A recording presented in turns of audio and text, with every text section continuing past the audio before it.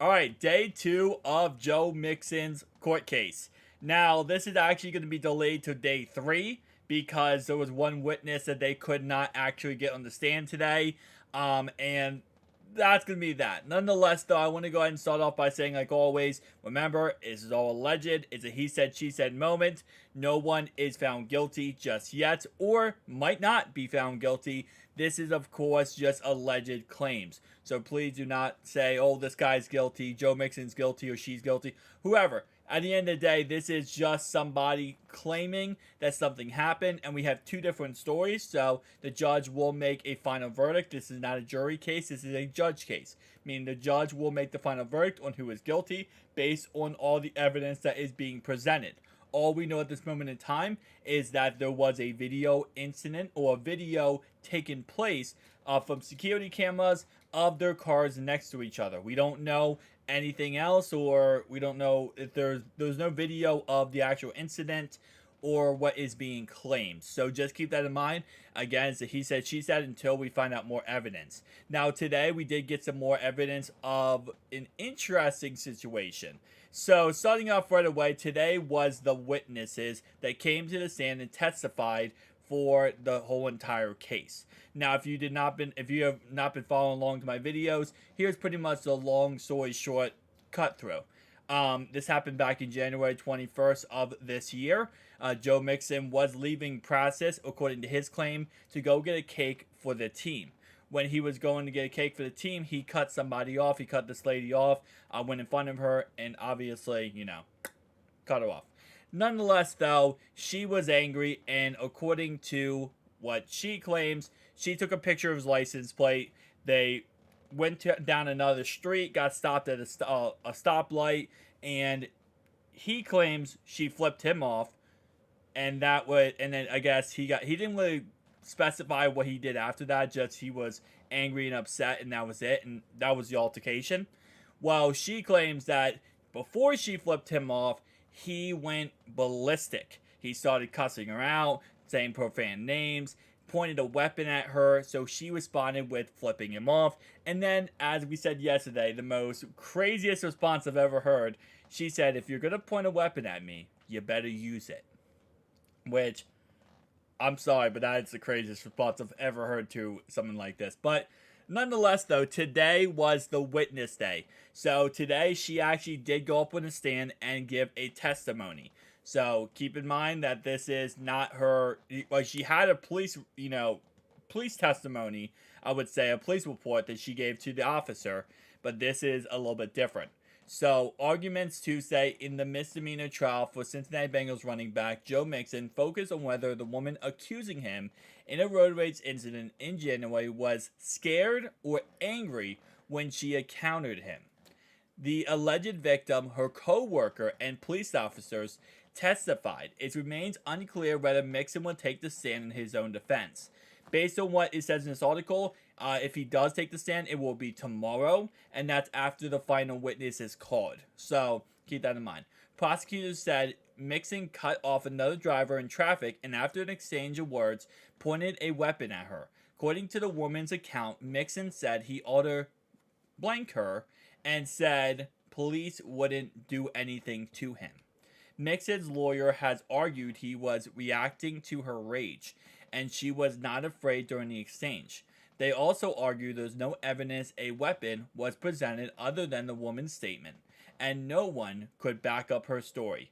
And that's another thing. So again, with her statement of, and she told the police officer this. She told the police officer, her official statement, that, she said to him, listen, if you point a weapon at me, you better use it. Which does not seem like she was scared. It seems like, again, she was angry. The woman, who is not being identified under Marcy's law provisions, said she was cut off in traffic at the 2nd and Walnut Street on January 21st. This caused her to slam on her brakes and prompt her to honk her vehicle's horn. She said she then photographed the license plate on the other vehicle and pulled up alongside it. The prosecutor and defense team differ in who made the next move. Mixon's attorney argued that the woman was the person suffering from the road rage and provoked him. The woman says she heard yelling and rolled down her window. He was screaming before my middle finger went up, she said on the witness stand Tuesday. During a recorded interview with police, the woman said her natural reaction when she feels attacked is to become angry, not scared. The defense lawyers have continually circled back to the statement during the trial. The woman also admitted she flipped off Joe Mixon, referred to him as a it's that B word that you're not supposed to say on YouTube. And that's not me messing it up. That's a word you're not supposed to say on YouTube. And reportedly told him, "You are what's wrong with America." Oh, now she's racist. Okay. Now she's racist. Yeah, okay. Yeah, I mean, I figured this story was going in that direction already, so it is what it is. A police officer testified Tuesday that the woman didn't seem scared. She did seem scared when she came into the Central Business District police quarters to make a report shortly after the encounter. However, the officer admitted under cross-examination that she did not tell him about any of the statements she made toward Mixon. The record. See, why wouldn't she tell him that? See, this is what's so interesting about this case, is that why would she not reveal all the details? She's revealing details after she made the police report, after the situation happened. Now she's coming out with new stories. That does not seem like it's accurate. That seems like it's lies. And that's just my personal opinion. Again, allegedly, that seems like lies. Because Pat McAfee got sued by Brett Favre. Allegedly, that seems like a lie. Like, if I tell you a story, right, and I'm like, oh, dude, this just happened to me, like, 5 minutes ago, right? And then an hour later say, oh, yeah, by the way, this happened too. And then 2 hours later, I say, oh, by the way, this happened too. And then a week later, I say, oh, yeah, this happened too. You're going to be like, so, like, what actually happened and why did your story keep changing? And again, it's not like she's changing her story. She's just adding more details after the fact, which I guess you could say, well, in the moment she was so scared and frightened, and that's why she, did that. But I don't know. That's really weird. Especially because this is a statement she claims she said toward the aggressor. So how would that have changed? It's like, if I say to you, hey, I'm going to the store, there's only one way I could say that to you, right? It's not like, oh, I come out with details later. Well, I told him I'm going to the store to pick up eggs. It's like, wait, what? But you just said you're going to the store. The recorded statement was made at a later date. She said on the stand that by that point, she has become more angry about the incident because she has been victimized by the media. Oh, Jesus. Now she's bringing the media in. She's like, you know what? Nah. Joe Mixon ain't enough. I'm bringing the media in too. The woman's co-worker testified that she came into work after the counter and the woman was frazzled, upset, scared, and visibly shaken. He said he knew something was wrong because she was normally happy and bubbly. Okay. So she was... See, again, so now her co-worker's like, yup, she was definitely scared. And she's like, I was ticked off. I wasn't scared. These stories aren't adding up. He said he encouraged her to make the report, and she had no clue who was driving the vehicle. She also told police that she did not know who was driving the vehicle. Wait, then how does she make the report and say it was Joe Mixon? Oh, yeah, his license plate. Never mind. She did say that. She said she got a picture of his license plate. So that part might be true then. That part might actually be true, the picture of his license plate, because if she wouldn't have known who actually did it then. So she clearly did take a picture of his license plate. So that part of the story has to be true. So, and then the video puts him at the scene of the crime, as you would say. So that part has to be true too. So he had the scene of the crime. She took a picture of the license plate. Again, just the other part we don't know yet. The bench trial before Hamilton County Common Police Judge Glenn Bender will continue at 1:30 p.m. Wednesday. The prosecution team said it has one more witness to call. At that point, Mixon and his lawyers will decide how to proceed, which could include putting Mixon on the stand to testify.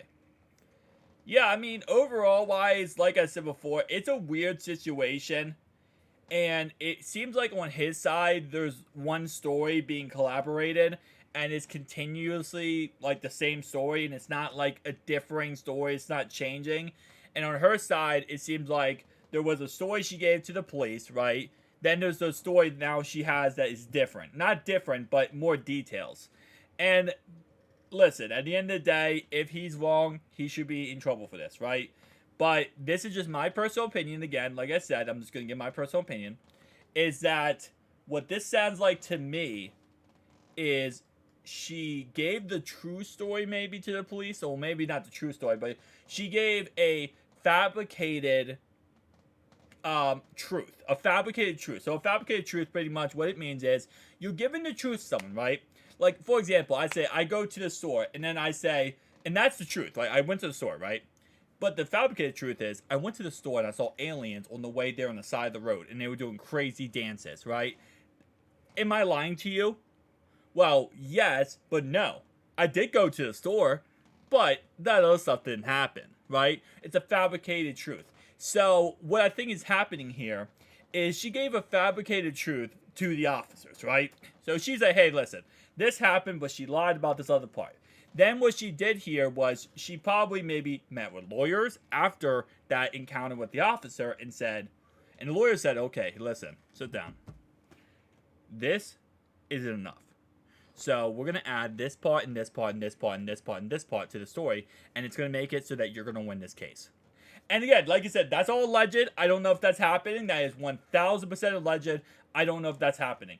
But that's what it seems like is happening. Again, my personal opinion. What seems like is happening. And that could possibly not have happened at all. And this is all alleged again, like I said before. But that's what I get from this whole situation. And when Joe Mixon's case, it has always stayed the same. That this never happened. Not the situation never happened, that he was there. That is already confirmed on. It's the weapon pointed at her and, that kind of stuff. But based on what we understand from his attorneys, is that she did provoke the first move. She rolled her window down and flipped him off. Which, of course, now again, based on what I'm saying, he did say some things to her, but did not have a weapon. And that is the whole situation that we're at right now. But nonetheless, though, guys, tell me down below your thoughts and opinions. I'll keep you guys updated. Tomorrow we have day 3 of the Joe Mixon saga. See you guys next one. Peace.